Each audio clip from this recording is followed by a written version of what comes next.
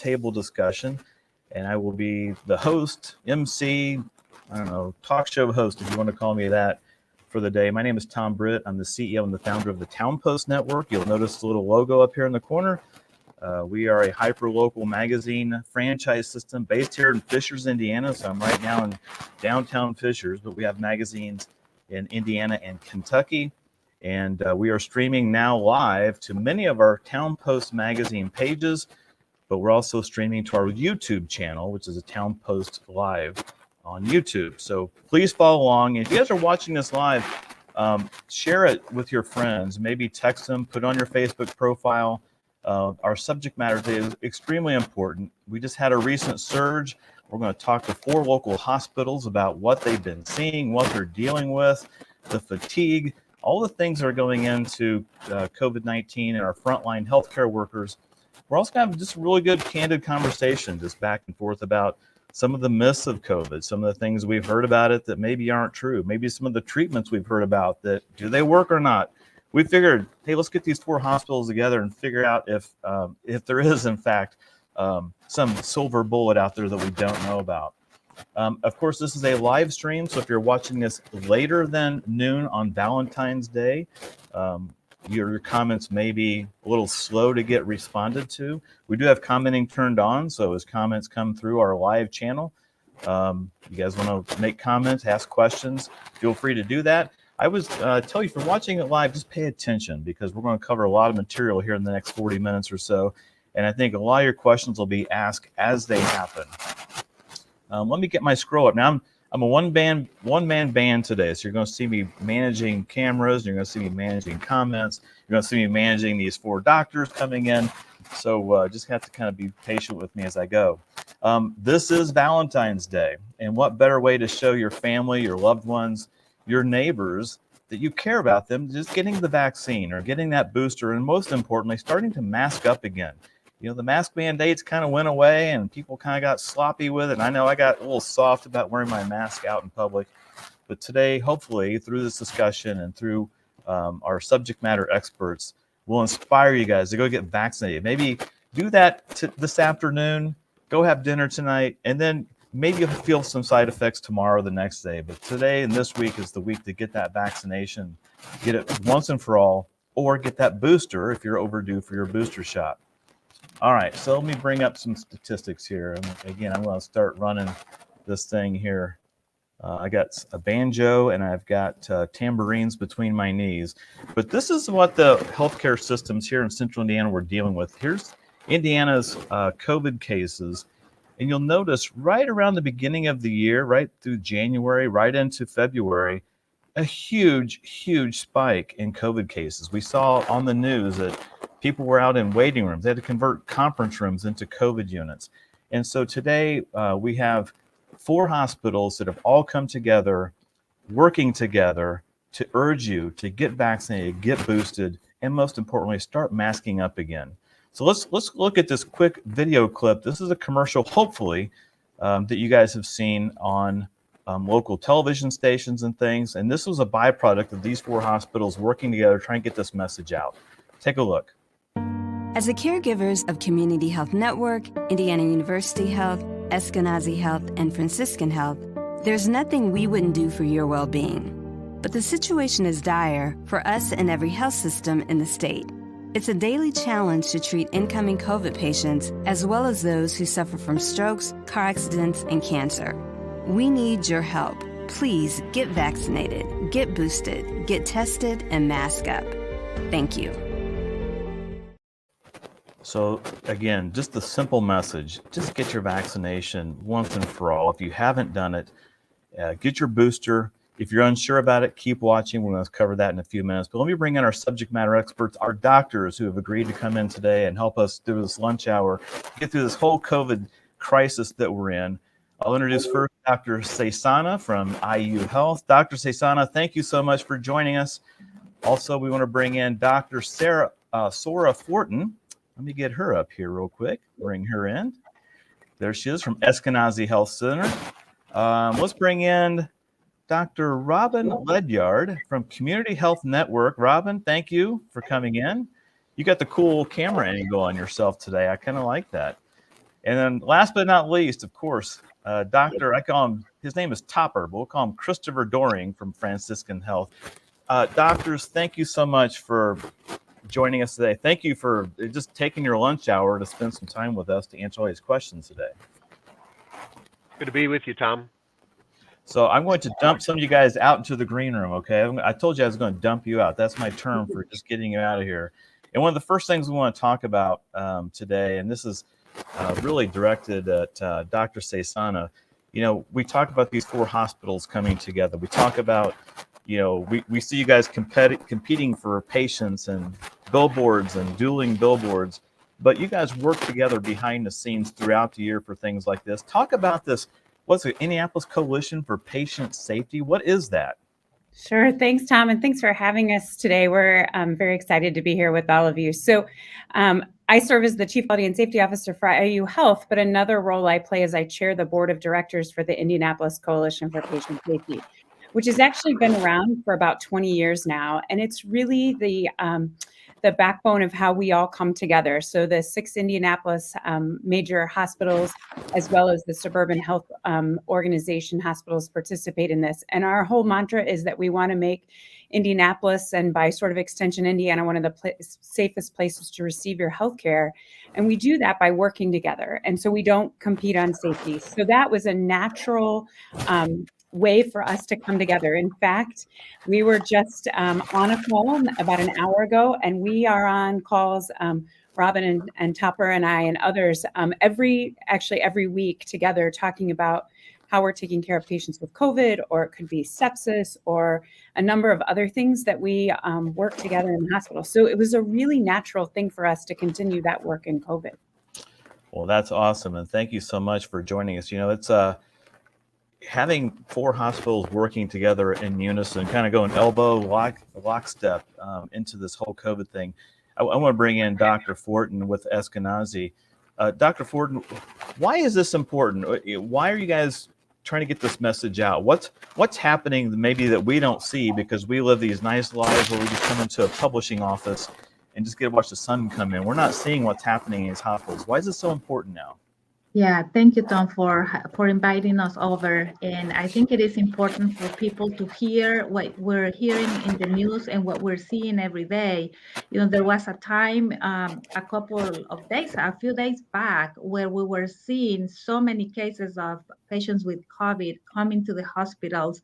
And, our staff has been working really hard to take care of patients, but we were already tired from everything that has happened from, the pandemic itself, a significant short staffings that we have at the hospitals as well, that have decreased our capacity to be able to care for patients, not only patients with COVID, but also with other chronic medical conditions like heart attacks and, sepsis or infections in their body and things like that require care. Some of the hospitals were stretched out to the point that we were seeing patients on the hallways, that we felt that we were not able to provide the best care possible that we are used to providing. And so this is so important and has stretched so much the hospital system that, we say we need to keep our efforts. This is not a new effort. We've been encouraging people to get vaccinated, to get boosted since we have the vaccine available, but we continue to encourage people to do this now, even to these days, because we know that there are people out there who are still not vaccinated or have not received their booster shot. Well, and it's a great mission. And by the way, I love the red today. I see, I forgot to say, Dr. Cesana was wearing red as well for Valentine's Day. But, what better way really to tell your family or friends you care about them than just getting the vaccine? It's not that hard. And we really appreciate it. I mean, I'm just a layperson. I got family in the medical field. My brother's a doctor. My daughter's an ER nurse at Eskenazi right now, actually. My sister's a nurse, and you just hear these stories. So I want to talk to Dr. Doring from Franciscan. You're on the front line, and these hospital numbers. I'm going to show this one more time. I don't think people, and maybe they do, but if they've got a family member or somebody that's in the healthcare system, they know that COVID spike that we just had, we're just coming off that recent spike. What's happening in the hospitals? What are you seeing in the ERs these days? Yeah, the last several months, starting with the Delta surge and most recently the Omicron surge, have really hit us in unprecedented ways throughout the 2 years of the pandemic. Thankfully, over the last 2 to 3 weeks, things have improved dramatically in the emergency departments, in the hospitals. But what I would say is we continue to have a significant number of critically ill COVID patients, the vast majority of whom are unvaccinated. Several requiring extended runs on ECMO, which is a very intensive, high mortality technology that helps sustain people, try to help them recover. Around half of patients who get put on ECMO don't survive. And that's taken its toll. Part of the reason why we're still struggling right now, even though our numbers are better, is we've lost a lot of our nursing personnel. Just burnout. You saw in that ad images of nurses who are just absolutely exhausted at the end of their ropes, and many are stepping away from frontline caregiving now that, here we are 2 years in. So certainly being vaccinated prevents severe illness, prevents hospitalization, and prevents deaths. And so that in and of itself is a great reason to go ahead and get vaccinated if someone's holding out. Yeah, let's talk about that recent surge, because I know Dr. Ledyard at Community, I know that recent surge that hit us right after the first year. I think between Christmas and New Year's, we've had super spreader events everywhere, and people were just not masking up anymore. What was it like down there? And do you expect another surge in the near future at all? Hey, thanks, Tom, for having me, and thanks, everyone. Sorry, my camera is a little cockeyed this morning. I've been trying to work with that, but we are seeing the surge come down, like Topper said. I think what we have to realize is that Delta was a variant that we had, and then Omicron was a new variant that we had, different than Delta. So that's the $1 million question. Will we have another surge? Are we coming out of this? Is it moving to endemic? I truly believe it's too early to tell. We will continue to follow that data and get information as quickly as we can. But as you said it at the beginning, Tom, what we want to do is we want to get vaccinated, get boosted, continue to test when you have symptoms, and mask up. We are not out of that stage yet. I've read a statement that I tend to use a lot that says, when we give new information or we change information, people get confused. And that is true. However, we're continuing to learn about where we are with this pandemic. We're continuing to learn about the coronavirus. And so as we continue to learn, we bring forth new information, not to confuse, but to adjust and keep people safe. Yeah, and that's just so important to just stay out in front of it as best you can. A lot of this is just being reactionary to what you're dealt with, but just trying to get people to slow down and just get the vaccine and just try to ride this thing out. We're not out of the woods yet. And we talk about some of the population. We've always heard about these folks that maybe have health problems, but overweight, or they're already have other health issues that they're worried about. But what's the effect of children? I know that kids, and I've seen a lot of kids, toddlers, getting this, and they're not even missing a beat. I got grandsons, I got little kids, and they, Dr. Saisana, it's almost like these kids have no symptoms at all. Are we missing some things? Do they even need a vaccine? What should we do with our kids? Thanks, Tom. So as a pediatrician, I guess I get to answer those questions. And so, I think the beginning of COVID, we didn't see kids get COVID like we do now. So when we saw significant increases in the number of children who actually got COVID and then ended up being hospitalized for some of the things that we see in adults, like significant lung infections. The other thing that children get that adults don't get is something called multi-system inflammatory syndrome of children, which can lead to long-term effects. It can cause even death in children. And it also It also is important to know those kids tend to be the kids that end up in our intensive care units in our children's hospitals. So our children's hospitals across the country, and no different here in Indiana at Riley, saw a significant increase in the number of children who are hospitalized with COVID. I think the other thing to remember is that the pandemic has had effects on children in terms of mental health that couldn't be in school. So the reason why we vaccinate is so that we don't spread the disease and so that people can do the things they need to do. And for kids, that's going to school.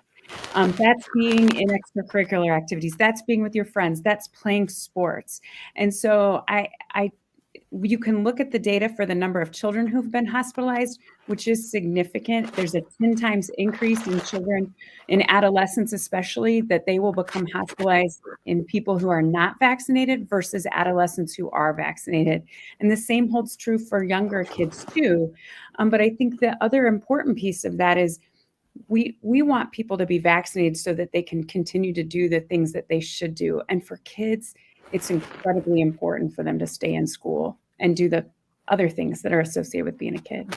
I know the parents want their kids in school too. Me And, too. you know, Me too. all you need is, some kid in class tested positive. Now all the other parents got to Yeah. quarantine their kids. I mean, it seems like it's a daily thing, but I think we're starting to get through it. I did want to bring in, we are doing live comments and questions through our social media channels. So I wanted to show a question here that just came through. I believe it's on YouTube. They were asking, is this just for people who are in the hospital for only COVID symptoms, COVID, or people who have other illnesses who just happen to test positive for COVID because you are testing everyone? And Dr. Doring wanted to take this question. Yeah. Hey, this question's all yours, buddy. Go for it. Sure. Yeah, no problem. I know there's been a lot of chatter, especially with Omicron being so prevalent over the last month or two. The spread in the community is really high, and a lot of that spread is asymptomatic, so people wouldn't even know it if they weren't getting tested. The numbers in the hospitals, the vast majority are people who are hospitalized because they have COVID. Certainly those who are the sickest, those who are on ventilators, those who are requiring ECMO, it's because they have COVID and they have severe COVID illness. And the tragic thing is because most of those folks have been unvaccinated, we're seeing people in their 20s, 30s, 40s dying of COVID because they didn't think, I don't think I can get severe COVID, and in fact they pay the ultimate price. And so like I say, the vast majority of those who are in these counts for hospitalized patients, it's because they are hospitalized because they're COVID. Okay, well, again, that was a live question taken for Dr. Doring through our YouTube channel. If you guys have questions, please post those on either Facebook, if you're watching us through Facebook, on one of 7 channels, or our YouTube channel. The next topic I want to talk about is the vaccines. There's lots of questions. If I've already had COVID, do I still need a booster? If I had COVID and I hadn't been vaccinated, do I need to get the vaccine after I've already had COVID, or do I get a booster? What kind do I get? Dr. Fortin, I think this is a question I was going to lob over to you, because this is kind of a difficult question. But now we're into this we've been into this for almost 2 years now. It's hard to believe we've been dealing with this for 2 years. If you've had it or if you've been exposed, do you still need to get the vaccine? There's your first question. Yeah, no, thank you, Tom. And let me tell you that as a primary care provider, this is a very common question that many of my patients ask, and the answer is absolutely, you should get vaccinated. So when you have the disease, we call that natural immunity. It gives you a little bit of protection, and we don't know for how long, because it varies from person to person. For some people, that protection can last up to 90 days or a little bit longer, and for others can be a lot shorter. So that's why the best way to protect yourself and to protect those that you love is to get vaccinated, but also get boosted, because if you get a second dose, that is certain level of effectiveness and protection. If you get your booster, that's a higher level of protection. So you're more protected the more vaccines or the more boosters that you have at the end. And so having had the disease is not a reason not to get vaccinated. Okay, and for those that want to get the vaccine, I'm going to help you with a little cheat sheet here. A little slide, just slide right in here. Where do people, what should people do to get signed up for a vaccine? Where do they go, and what's on that website? So there are different ways that you can get vaccinated. Our shots.indy.gov is the state website, but many of the hospital systems also have a way that you can get vaccinated through the hospital system, and is particular to each hospital system. I can tell you that at Eskenazi, where I work and see patients, our pharmacy are open, available to vaccinate anyone and anyone who walks in and wants to get a vaccine. But definitely the website is a really good way to find the closest place to home, like if you don't want to travel a lot. And so you can find either the closest available site to where you live or to where you work. Mhm. That's awesome. And also, there's also some walk-in clinics. So you don't have to necessarily schedule it ahead of time. Obviously, that's preferred. But I know here in Fishers, where I live, they converted an old marsh into a vaccination site. And you don't have to be a Fishers resident. You can just drive to 116th and Brook School Road and walk in. They'll give you a booster or a vaccine or whatever you want. It's kind of like you just walk in and belly up and get your shot. It's a great system. I'm speaking more about the vaccines. Dr. Doring with Franciscan, there's all kinds of cocktails out there. There's the J&J, there's the Moderna, there's the Pfizer. Seems like there's new vaccines coming out almost monthly. How do you know which one to get? Is there any one better than another? If I show up and don't know what I want and they ask me, what should I ask for? Yeah, that's a great question, Tom. The two from Pfizer and Moderna use a similar technology, the mRNA vaccine, whereas the J&J is a little bit different, using an adenovirus vector. They're all very effective, especially in those first few weeks and a couple months after you've gotten them, at preventing severe illness and death. So I would say it doesn't make a huge difference in general. If you're in a situation where you prefer one dose and sort of done for a while, the J&J is very appealing for folks like that. There are a few side effects that have been picked up that are specific to certain demographic groups, certain ages, one gender or the other. I would say, in terms of an individual making that decision, the best option would be to talk to their physician and figure out which one is best for them. But the bottom line on any of them is the vaccine is significantly safer than actually taking your chances with the virus. So, for example, someone who may be at risk of developing a side effect, they're going to have at least an equal, probably 5 or 10 times or more risk of developing that same adverse effect from the virus. So, the vaccines, all the options available in the United States are proven safe and certainly effective at preventing severe illness and death. It was funny because when I got my booster with my wife Jeannie right after Christmas, and we went to the walk-in clinic in Fishers, and they asked me what kind of booster I wanted, and I said, well, which one should I get? And they were like, well, it doesn't matter. So I just got the one with the shortest line. That's how I made the determination. Yeah, and certainly any boosting is going to be helpful to extending your immunity from that initial series. So cross boosting is not necessarily a bad thing. Yeah, let's talk a little bit about children getting boosters or getting shots. There's a lot of parents out there who don't want their kids getting any more vaccines. They don't want anything in their kids. And I'm going to bring in our pediatrician here, Dr. Saisano with IU Health. What about these kids under 5? I mean, when's that vaccine going to be available? If you had a 5-year-old, would you give a vaccine to your own child? I mean, tell us about that. Yeah, so first of all, in full disclosure, all 3 of my children are vaccinated. Now, they're not 5, but my nieces and nephews, I have 2 brothers who have little kids. They will tell you that is a constant question that I ask. So is everybody vaccinated? Did everybody get vaccinated? What questions do you have? So yes, I fully support vaccinating kids. Now, the under 5, those kids, that vaccine, and first of all, I have to back up and say the only vaccine available for kids under 18, so the 5 to 17-year-olds, is the Pfizer vaccine.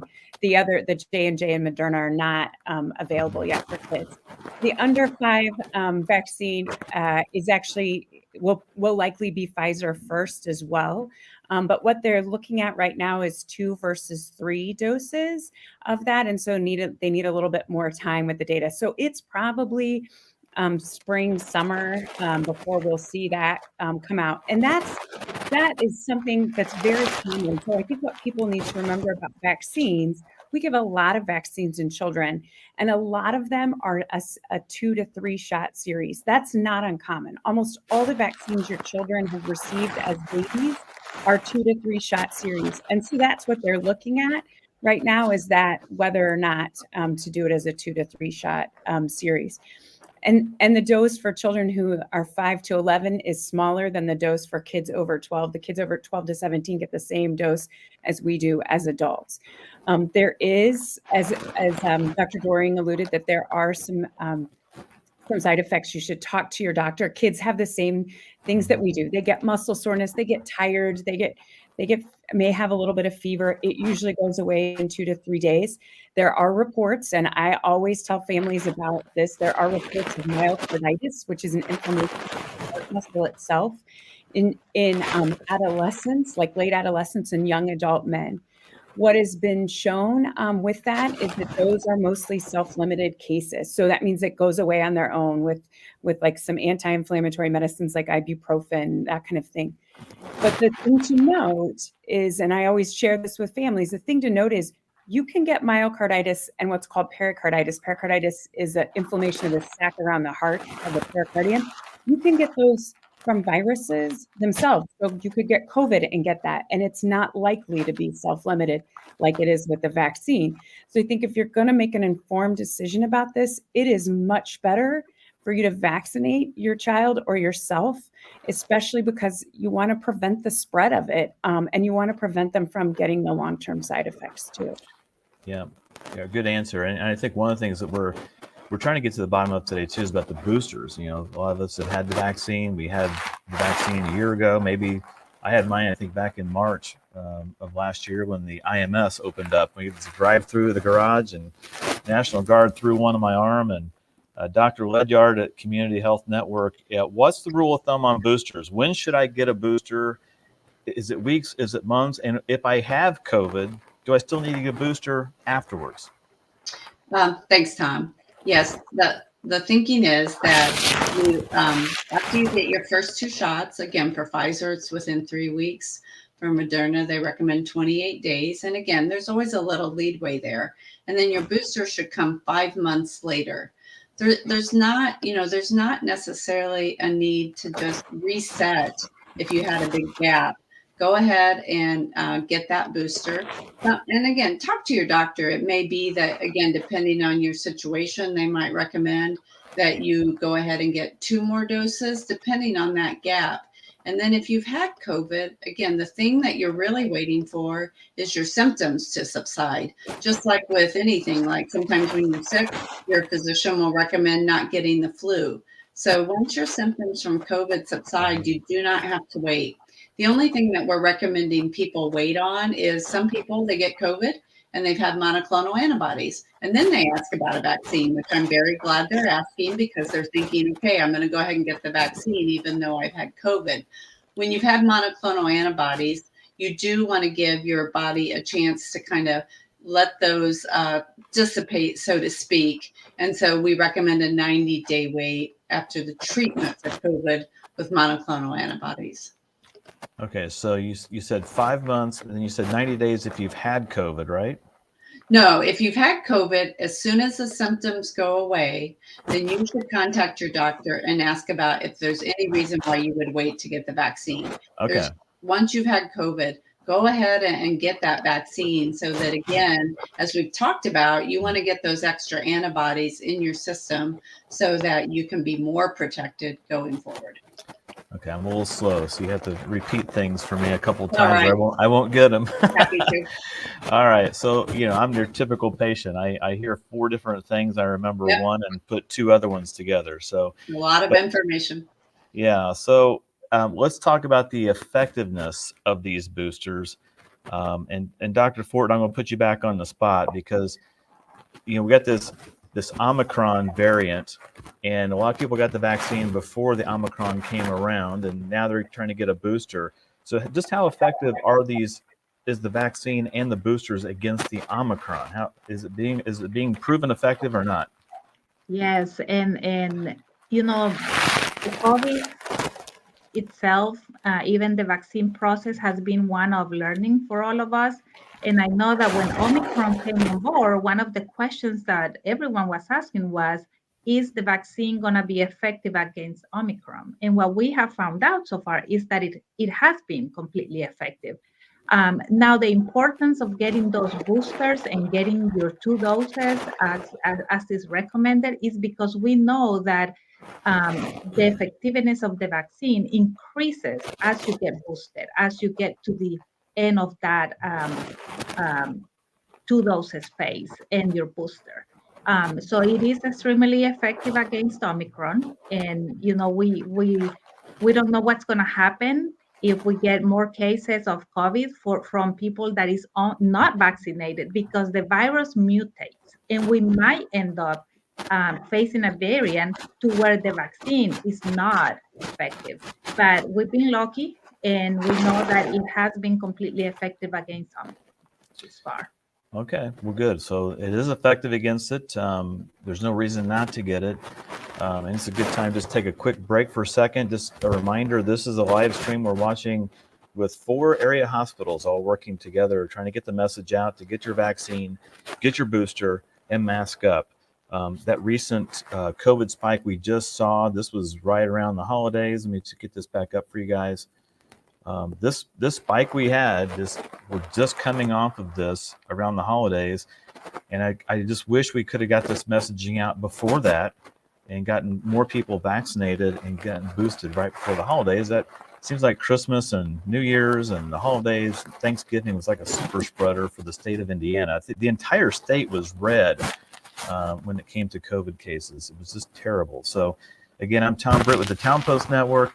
This is live stream. If you guys leave comments on the Facebook page you're watching, if you have questions for our doctors, that's the place to ask those. If you're watching this on demand, you're watching it afternoon on Valentine's Day, you can still put questions in the comments. It may not be as quick to get back to those, but we'll do our best to get those all answered. Let's move along and start talking a little bit about testing. It seems like there's all kinds of testing out there. There's clinics. You can go to Walgreens and CVS, get tested. The schools are doing things. I guess you can get free tests now, home tests from the government. So Dr. Doring, what kind of testing is out there, and what kind should we use? Yeah, that's a good question too. Obviously, there are a lot of different vaccines, a lot of different tests, and so trying to get educated and understand the limitations and the benefits of each one is a helpful thing. The home test kits are obviously very accessible, relatively inexpensive. They give you an answer right away. Those are testing for an antigen that the virus produces, and in someone who's symptomatic, even if it's just common cold symptoms, that test is very good at detecting the presence of the virus. The federal government has now made those available for free on a limited basis to everyone in America, and folks can request those through an online portal, and they'll be mailed directly to their mailbox. I also have noticed that those tests are now in abundant supply in local pharmacies, and they cost about $25 for a two-pack. The other tests are more, suitable for hospitalized patients or detecting the virus even at lower levels potentially, where you need absolute certainty whether somebody has the virus or not. We do use those tests also to screen patients before they come in for surgery. What we don't want to do is accidentally do a major surgery on someone only to find out a day or two later that they were an early carrier of the virus, and then they developed COVID after the surgery and have a hard time recovering. So those are PCR tests. That's a much more advanced technology that can detect much lower levels of the virus itself. Okay. And let's talk about where you can get tested at. So, Dr. Ledyard, where can you get these tests? And is there any place we should avoid? I assume you don't want us to show up at the ER to get a COVID test. Right. Thanks, Tom. Yeah, there are so many sites in Indiana to get tested, kind of like your vaccine example. They are readily available. And if you go on coronavirus.indiana.gov for testing, you actually will find all the sites. And, in Marion County alone, there's 95 different sites listed and 32 in Hamilton County. So you start seeing that you can readily get tests available often at pharmacies, physician offices, health departments, even in urgent care. But as you said, Tom, avoid going to the ED. We really want the emergency department to be the place for the sickest of the sick. So that, again, we need to be ready to serve. And as you've talked about, with the recent surge and still coming out of it, there's a lot of concern, and rightfully so, that is this head cold that I'm feeling? Is this scratchy throat? Is this low-grade fever? Is it COVID? I want to get tested to protect myself, to protect those around me. But, use the right source. And as Topper said, home tests now are available through covidtest.gov. That's the U.S. website that you can go on and get 4 delivered free to your home. And I know of several people that are already starting to get those. So I hope that people, again, it's vaccinate, get boosted, get tested, and mask up. So testing is an important part of the strategy to get us out of this pandemic. Yeah, so getting access to the test, if you get them sent to your house, just have them on hand. So if you start feeling symptomatic or start feeling a cold coming on, get tested as quickly as possible is the best advice. And what about the kids? Dr. Saisana, it seems like our kids it's like a turnstile at school, trying to keep them in school. What about getting tested with children? What's the best way to get them tested so they can get quickly back into school? Yeah, so using any of the suggestions that both Dr. Ledyard and Dr. Doring gave are totally appropriate. So either using home testing, using PCR-based testing, going to an urgent care, calling their doctor, but please, please, please don't go to the emergency departments to get your children tested. One thing I do remind people is that if your child is symptomatic, you shouldn't send them to school. You should make sure they get tested and before you send them to school. And kids shouldn't go to school sick anyways. If you've got a fever and you don't feel good, you need to stay home and feel better and not go to school until you're fever free for 24 hours and your symptoms are resolving, even if it's not COVID. If it's COVID, longer, you're staying home for longer because of the isolation that you need to do at home.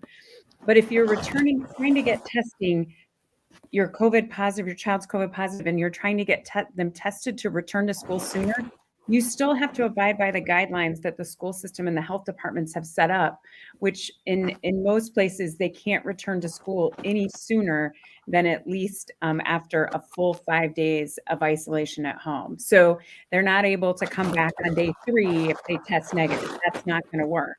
You've got to be home for that. And then the type of testing to do for that, the home-based testing, the testing that you can buy in pharmacies is better to do than doing PCR-based testing for that kind of return to school. Yeah, parents want to keep their kids in school, especially after that lockdown we had to deal with. I probably had a full head of hair before all this started, but it's something we're always trying to stay ahead of and keep our kids in school because they need to be in school, and it's just every day it's a moving target. So thank you for that answer. I want to talk a little bit about masks because we had mask mandates. If you guys remember, we had to wear a mask out in public.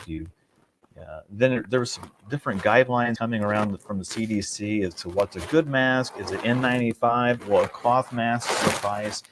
So I'm going to ask Dr. Fortin here with Eskenazi Health. Dr. Fortin, what should we be wearing a mask? Number one, what type should it be? And if we've been vaccinated or we've been boosted, do we still need to wear a mask? Can we get a mulligan on that? Yeah, well, I'm going to answer this the easiest way possible. The best mask is to at least wear a mask. Okay, number one. Number two, we have come a long way with regards to masks. At the beginning of this pandemic, we weren't even sure if masks work the right way that we thought they were going to work. We now know they do. They do work. They are effective, protecting ourselves and our loved ones. Because let's remember that the vaccine doesn't mean that you cannot get the disease. The vaccine protects you from the severe disease, but you can still get the virus and pass it on to a loved one. So if that could be your kid or that could be your grandparents at home. And so wearing a mask is basically a way to protect yourself, but also protect those that we love. Now, the latest guidelines say that you should wear. There are levels of mask. Your KN95 mask are the ones with the highest level. There is also conversations about double masking that is also recommended. And then just, a cloth mask that has layers or a surgical mask will do it. But I think the point that I want to make is the importance of, number one, getting vaccinated, but number two, wearing a mask at all times is going to be really helpful for everyone. Good advice. Good advice. I'm going to bring in. We're nearing the end of this Q&A, by the way. At the end, we have a fun little lightning round. We're going to try to debunk some of the myths that are around COVID and vaccines and boosters and all this kind of stuff. So stay tuned, because the end of this is going to be kind of a lightning round of Q&A, true false questions. But Dr. Doring with Franciscan, is this ever going to go away? Are we going to be wearing masks for the rest of our lives? I mean, do you see an end in sight with this pandemic? Yeah, I don't know that we see the clear end, other than we have faith and hope that we will get to an end here. Certainly, the benefit of masking is higher when the spread of the virus is at a higher level in the community, because that means more people have it and are spreading it, and they don't realize it because they don't have symptoms. And so I think it's real important to keep in mind that the primary aim of masking is to prevent you from spreading it to other people. So it's really an expression of your love and caring for others. It's not primarily about you protecting yourself from getting it from others. So I think that's a message that got lost early on in the pandemic, and that's why a lot of the so-called data or evidence has been called into question. It's first and foremost about protecting others, and the higher the symptomatic or the higher the spread is in the community, the more important masking is. So as the spread drops down and hopefully gets down to something close to zero, it'll make masking less of a priority. My guess is in hospitals, on airplanes, things of that nature, where people are either in high-risk environments or are in close quarters with others, we'll continue to have masking for the foreseeable future. Yeah, so this is kind of a good time. I'm going to bring everybody else into the stream here, because I want to get you all in here. This is kind of an open question to anybody, but what's happening at these hospitals? I mean, are you guys just overworked, or people stressing out, people just finding other career paths after all this COVID stuff? I mean, what's happening with the frontline workers, and what's the sentiment of those folks that are coming in and day out dealing with COVID?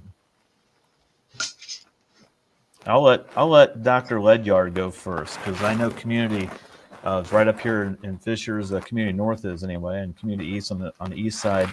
What's the temperature of the folks that work down there at Community right now? Yeah, again, our caregivers are ready to serve, as the ad showed at the beginning. However, I feel in healthcare, we are going to have some post-traumatic stress to deal with. The frontline caregivers have been front and center with living through a pandemic.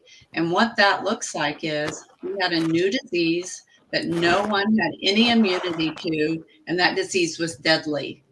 And so I think you just have to put that in perspective and understand that ICU nurses, medical nurses, hospice nurses, all of those frontline caregivers of death and dying learned through that all. We have no treatments.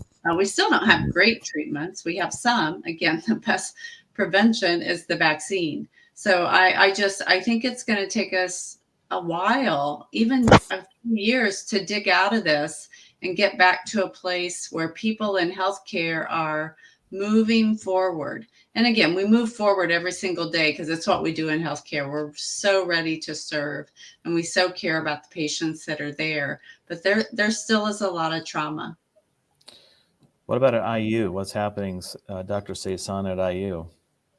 I would say it's very similar to what Dr. Ledgerd said, and we actually spend time talking about this together because it is the challenge that we have, and we want to take care of people. That's why we all went into healthcare.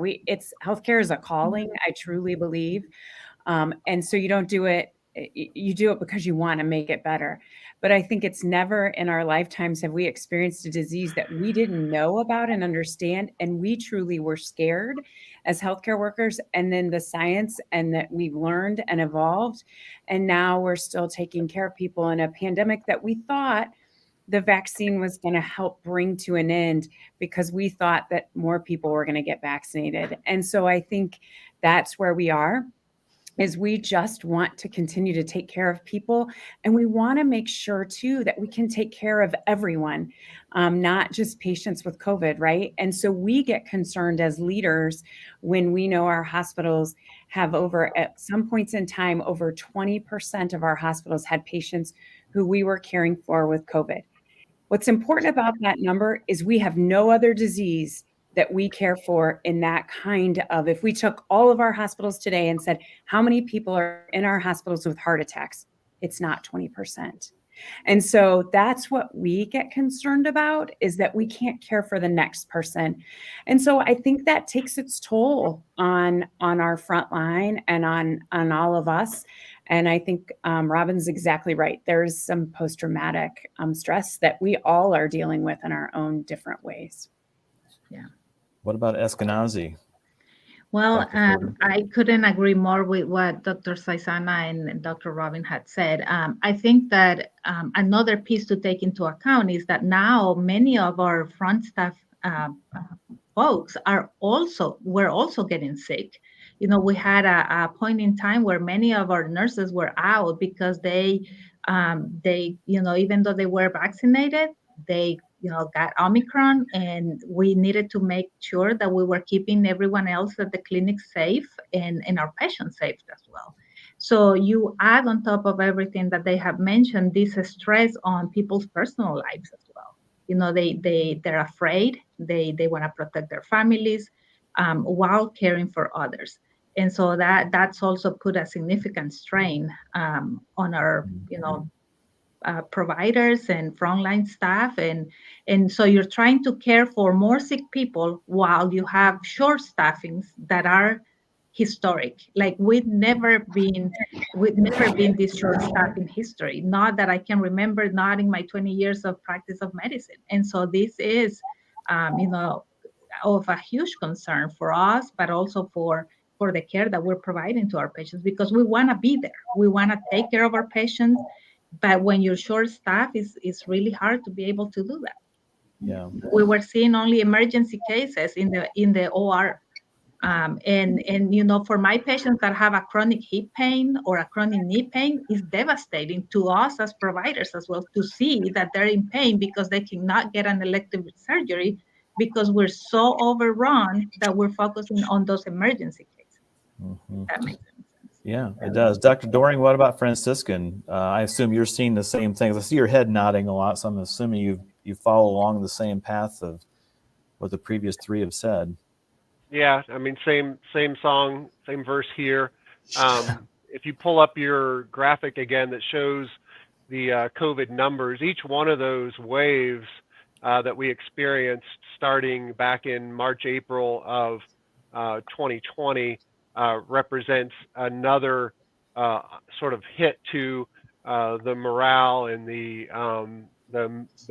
collective mood of our frontline staff. And it's just the thing that's been so hard is it's just so unrelenting. You get a little bit of a break, but then it comes right back, and the next time it seems even bigger and more impactful, and you've lost people in the meantime. So it's really been a war of attrition from that standpoint. And as others have mentioned, it's taking a toll on non-COVID patients. We're having to defer or cancel surgeries for a lot of patients who need them. We're unable to take care of patients in the same fashion that we ordinarily would that are coming in with heart attacks or with heart failure or with sepsis or other conditions. And so, the cumulative effect of all of that is that it's really become unsustainable for frontline caregivers. Yeah. Well, thank you guys for all that you're doing. Please pass it along to the folks that I'm sure you go back and talk to these folks. You have conference calls with them. You see them in the hallways. Just thank them for all that they're doing. And I can tell you, just having some family in the healthcare systems, some of the stories they tell me are just horrific. So please pass that along. So we'll end this thing on a little bit of a debunking myth note. We're going to do a lightning round of just true and false questions. And Dr. Doring, you're going to go first. My first question I have for you is, I already had COVID-19, so I don't need to get a vaccine. True or false? Yeah, that's a great question. And a lot of people think, gosh, if I already had it, my immunity is better than it would be if I got the vaccine. Once you get vaccinated after having had COVID, your immunity is even better and more sustained. So certainly recover, as Dr. Ledyard said earlier, and you probably do have solid immunity for a month or two, but go ahead and get that vaccine as soon as you can after that point, and you'll have particularly good immunity going forward. So the answer to that is false, right? It is false. Yeah, you need to get the vaccine anyway. Okay, Dr. Fortin, let's do a question for you. The COVID-19 vaccine was developed too fast and therefore does not work. True or false? It's false. The COVID vaccine uses technology that was already in place. There's never been so many millions invested in a research project and so many bright minds come together to be able to develop this, that it's just been amazing. And it's just an attestation of what we can do when we come together and we focus our efforts in what needs to be done. We just need now people to trust and use it and get vaccinated and get boosted so that we can get the results that it was designed in the first place to be. Right. All right, next question. This is going to Dr. Cesana, IU. Put you on the spot. True or false? The COVID-19 vaccines don't work because you can still get COVID after vaccination. True or false? That's false. So the vaccines are the purpose is to prevent you from being hospitalized or being in the ICU or dying. And so, yes, you can still get COVID, but it's a much milder case and much less likely that you will end up hospitalized or dying. All right. Dr. Ledyard, you didn't get off the hook on this. You're going to get the next true and right. false question here. Vaccines are safe for women who are pregnant or breastfeeding. True or false? That one is true. Oh, we get a true one for once. Yeah, Okay. yeah. So it is safe.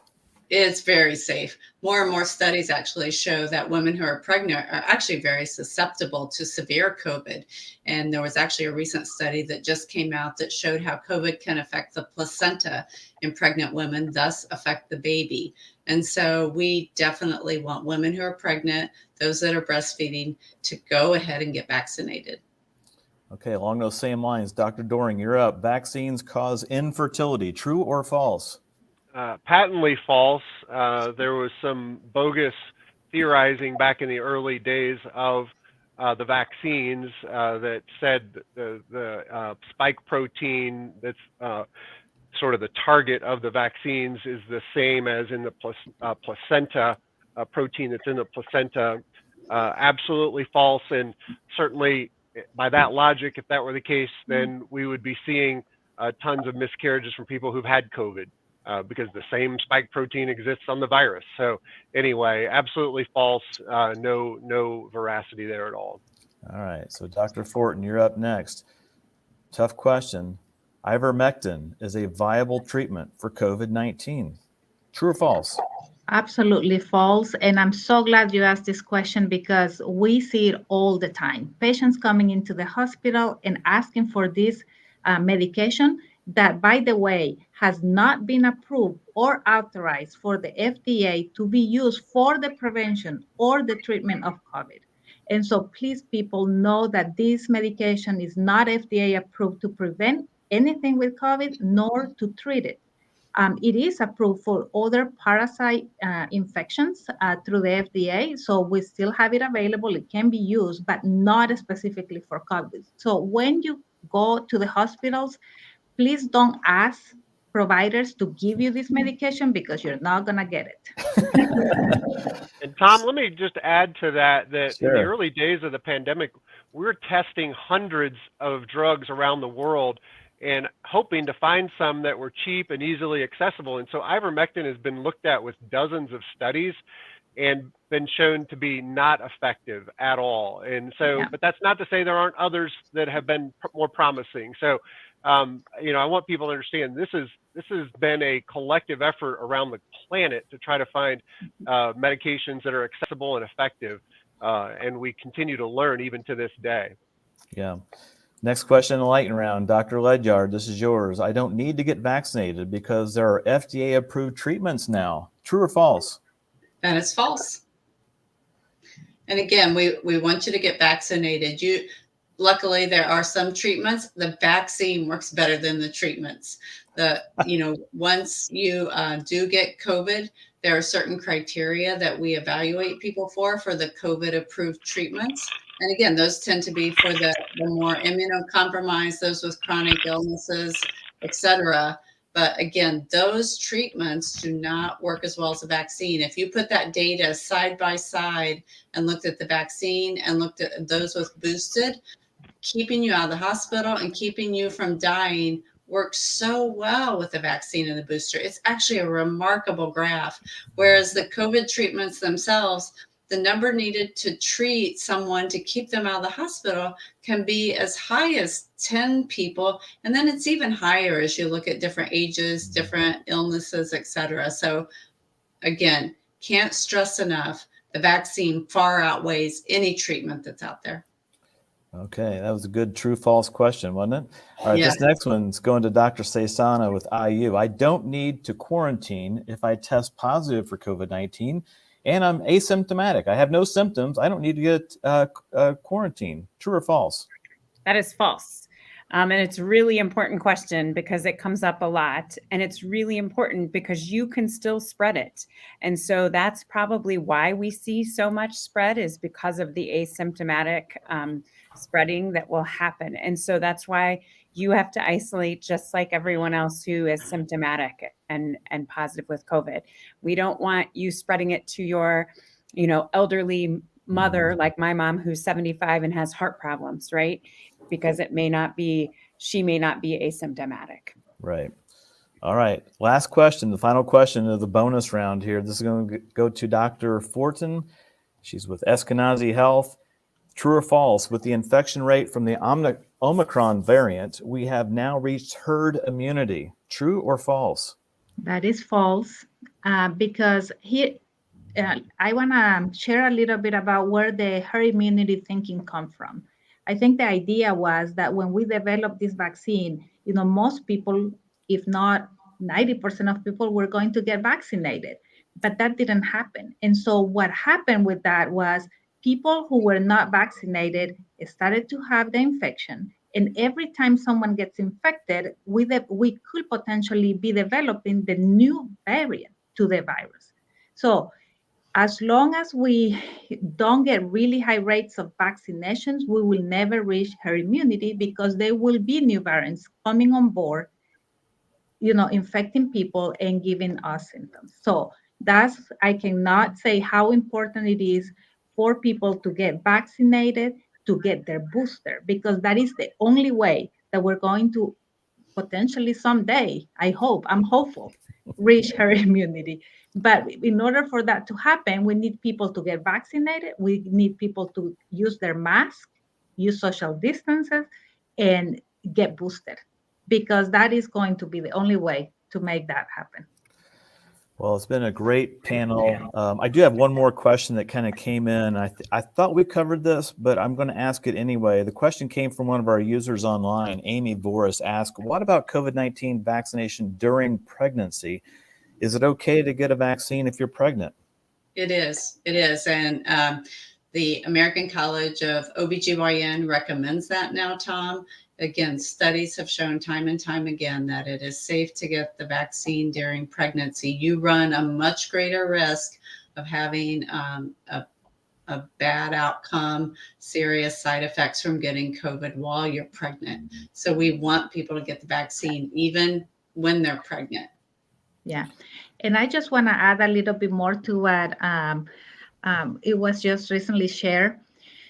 There's been many studies where especially the first women who got vaccine while they were pregnant were a lot of health providers. And through the CDC and the, keeps track of all the side effects and symptoms that people have, and they have agreed to participate in it. More than 10,000 women have been closely followed, and there's been no evidence that there is a risk with getting the vaccine.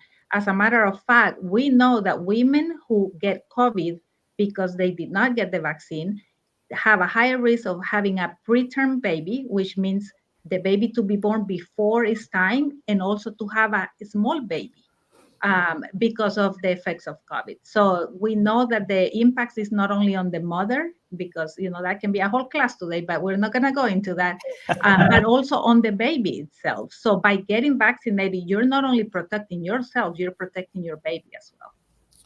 Good advice, you guys. And again, just on behalf of everybody watching this live, watching it on demand, I know we had several dozen people watching it live. We had some comments come through, but you guys, thank you so much for giving us this lunch hour, giving us all your time and advice and wisdom.